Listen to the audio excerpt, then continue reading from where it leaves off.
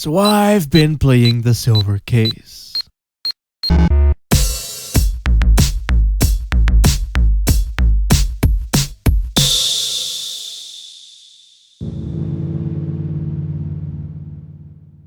For all the waffling on I do about pretentious shit like the cycle of endless hype and disappointments surrounding every major game release, I don't think I've ever been more excited for a title to come out than I am for the Silver Case. I mean, over the past couple of years, I've slowly made my way through all of Suda's shit. From the sheer badassery of games like Shadows of the Damned and No More Heroes, to the outright weird but still kinda neat garbo stylings of Ranko Tsukigime's Longest Day and Michigan Report from Hell. And there wasn't really anything I notably disliked about any of these. Yet somehow, I still couldn't help but feel that nothing quite came close to the brilliant absurdity of Killer 7 and Flower, Sun and Rain. These games had it all, man. Great music, bizarre visual styles, amazing writing and characters, art house sensibilities, 80s movie schlock and anime insanity all side by side. And luckily, that which I have gotten right here just so happens to be a type of super official spiritual prequel to the both of them. Quite excited I am indeed.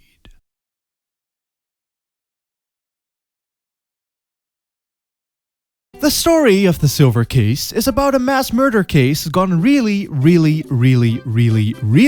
far off the rails. So much so in fact that they need an entire visual novel's worth of story just to express exactly how far. Split up into multiple chapters, all of which telling their own tales related to or somehow influenced by said murder case. If it had to pick some general themes for the game's story, I'd say that it'd have to be murder, death, and the past, and the psychological and emotional processes that surround them. And to convey these, they have an amazing cast of impressively well-written characters and a wee bit of self-insertion right up your urethra by making you, yes you, the main protagonist. You don the role of a special forces agent turned traumatized mute turned heinous crimes bust boy, meaning that you get bossed around by everyone and have to do all of the menial tasks that the real cops don't want to do, all the while making the bestest of besties with your fellow officers' testes. And you'd probably want to do so as well as I said, these characters are scrumptiously well written and illustrated. There's cheeky, grumpy, stuck-up, strictly business, and Twin Peaks. The dialogue specifically is fucking great. Whether if it's casual banter, heart-wrenching moments, or a heated discussion, it all feels very natural, yet overtly cinematic. It's honestly quite surprising how much a little bit of well-rounded, straight-to-the-point writing and descriptive text can do in regards to pulling someone into a story, as it didn't take more than a few hours for me to completely fall in love with all of these people. The best thing I can compare it to, though, is the conversational writing style Tarantino used in Pulp Fiction. It's just really nice to read, I guess. Which, considering how thick the story is pretty fucking essential.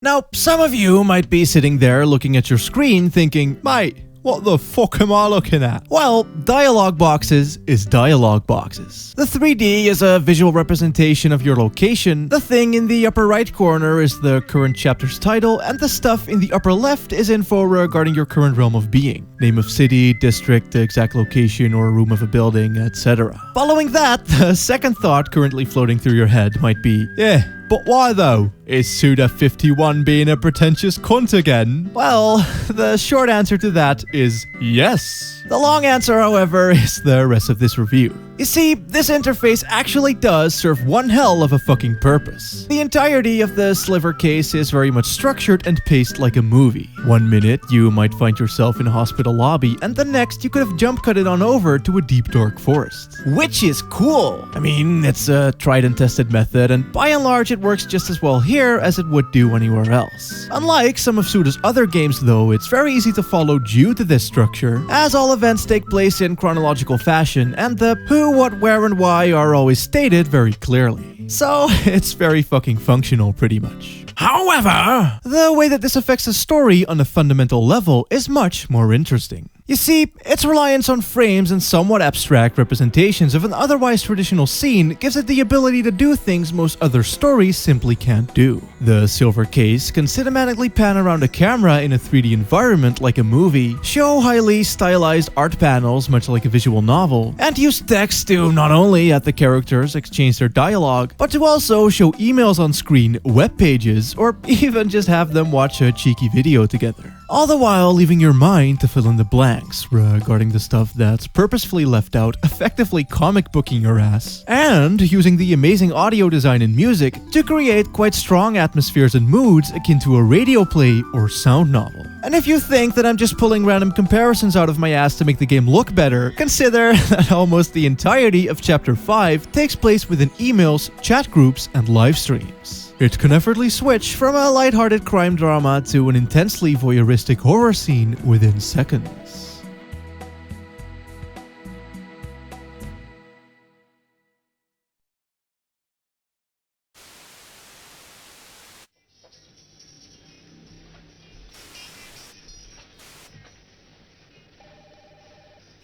It's like they took every single medium of storytelling and shoved it into one big, stylized package and somehow made it work in a highly intuitive manner. Though with it being a visual novel originally released during the 90s, it might not be quite as intuitive in the gameplay department. Thing is that all interactions are done through a wee little menu that pops up during the sections where you actually get to walk around its lower poly levels. Clicking the M allows you to move to preset locations by pressing the totally not PS4 controller D-pad buttons. Pressing C lets you interact with people and various objects strewn about the place. S is for saving and general menu business. And lastly, the I opens your inventory. Oh shit, and I forgot to mention, use the scroll wheel to look up or down. You'll be doing that a lot. All of it's a little bit to say the least, and as the man himself so kindly informs you, takes a fair bit of getting used to.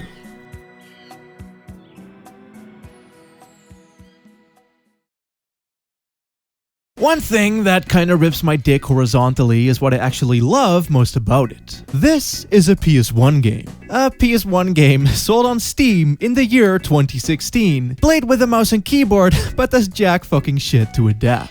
Something as simple as looking down to investigate involves you pressing right mouse button to set it to walk mode and move forward one step, pressing left mouse button to back out of walk mode, click the C to enter cunt mode, and then select the object you want to interact with instead of just simply clicking on it right away. And I can imagine that this will piss off many. Luckily, you don't really have to deal with it all that much, as I'd say that about 80% of the game consists out of story elements and only the remaining 20 has you walking in between said elements, occasionally doing some mild adventure gamey stuff a la Phoenix Wright. Think of things like talk to all residents of this 4-story apartment building to find something out about the dude who died last night. Some of these bits can be quite lengthy, all things considered, though still heavily punctuated by dialogue every few steps, and can even include some puzzles! Yay! Typically, these will have some fancy-looking interfaces, code solving, and I think a total of 1 whole instances where I had to use the items from my inventory Resident Evil style. Definitely being a story-first type of thing though, each and every one of these puzzles comes with a built-in skipping mechanic illustrated by this tiny little magnifying glass. Which is neat. I mean, some folks just want the story, and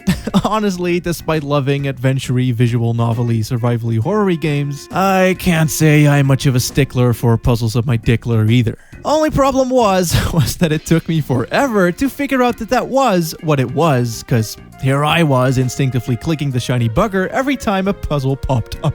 I thought the game just didn't have any puzzles and that these interfaces were purely an aesthetical thing. So, don't be like me. Don't be fucking stupid. The Pearl Necklace is basically just Flower, Sun, and Rain, a game I love quite substantially and one I also reviewed before, only without the evil satanic math puzzles and with more characters and honestly much better writing. I'm guessing that due to the localization being handled today, it's a lot closer to what it was supposed to be, so it feels a bit more refined. In any case, I don't really mind it never getting localized until now. I'd imagine that the framing would be a lot less able in smaller aspect ratios, and the art and overall art direction look fucking great in HD. So considering all of that, I'd say that this is ultimately the better deal. But yeah, what I was going for was that unlike Flower, Sun, and Rain, this game is piss fucking easy. It's really just a story about it telling its story, which it does quite exquisitely well. Each chapter having its own unique theme, meme, and color scheme. Chapter 5, for instance, like I said before, takes place in the PC zone. Chapter 3 is about some poor-ass kids being sad and poor. And Chapter 4 is in black and white, has all types of funky anime shit going on, and is bleak as fuck. Tying it all together though is the overarching plot of a serial killer called Kamui, the heinous crimes unit chasing his ass down, and how that relates to the themes that I technically just made up a bit earlier. I mean, this serial killer is a big fucking deal, and as such, he's influenced just about all of society. And so, our main characters develop a lot. Or maybe even not so much develop as much as that you just learn more about them and slowly figure out that they aren't plain and simple crime drama stereotypes. My favorite definitely being Sumio, who you see going from what is basically a carbon copy of Cooper from Twin Peaks to a miserable, self-doubting, broken husk of a man obsessed with his past due to spoilers. It really affected me emotionally, being all like, no, but why? Open parentheses. All of which is punctuated by just the juiciest typewriter sound effects this side of Suda's giant penis. Seriously, that simple little addition makes the game so fucking engrossing and just oddly satisfying to listen to.